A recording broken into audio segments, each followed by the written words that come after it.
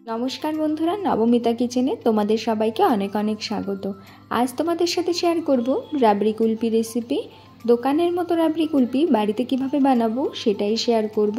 দেরি না করে চলো রেসিপিটা দেখে নিই।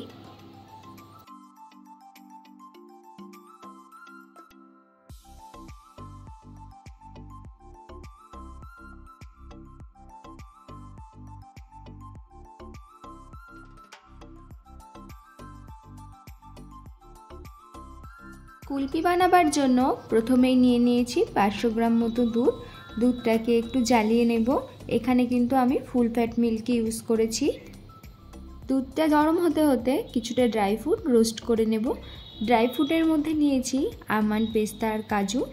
লো টু মিডিয়াম ফ্লেমে হালকা রোস্ট করে নিচ্ছি। রোস্ট করার পর একটা মিক্সিং জারে ঠান্ডা করে ড্রাই ফ্রুটগুলোকে নিয়ে নেব। এবার তাতে দিয়ে দেব পরিমাণ মতো চিনি। এবার একটা ফাইন পেস্ট তৈরি করে নেব। দেখো দুধটা এখানে ফুটে এসেছে। গায়ের স্বরগুলো এভাবে একটু মিলিয়ে মিলিয়ে দেব।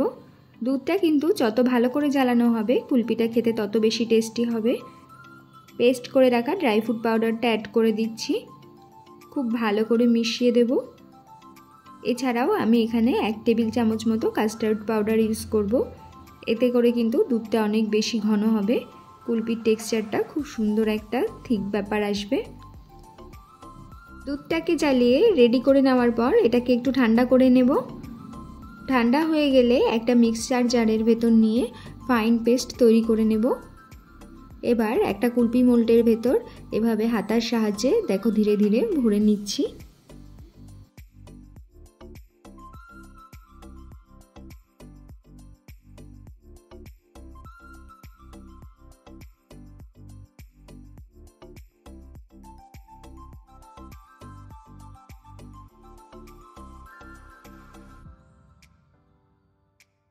কুলপি ব্যাটার কিন্তু আমার একদম তৈরি হয়ে গেছে।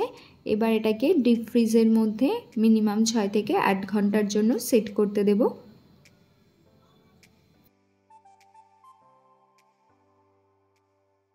8 ঘন্টা পর ফ্রিজ থেকে আমি কুলপি মোল্ডগুলোকে বার করে নিয়েছি।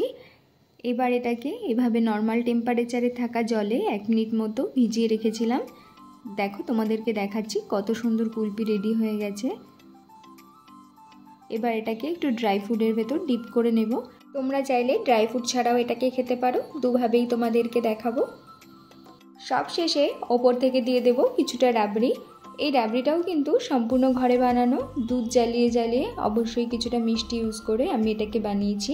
আলাদা করে এর কোনো ভিডিও আমি দিলাম না। তোমরা দেখতে চাইলে অবশ্যই কমেন্টে জানিও। এই রাবড়ি কুলপি রেসিপি অবশ্যই তোমরা একবার ট্রাই করে দেখো।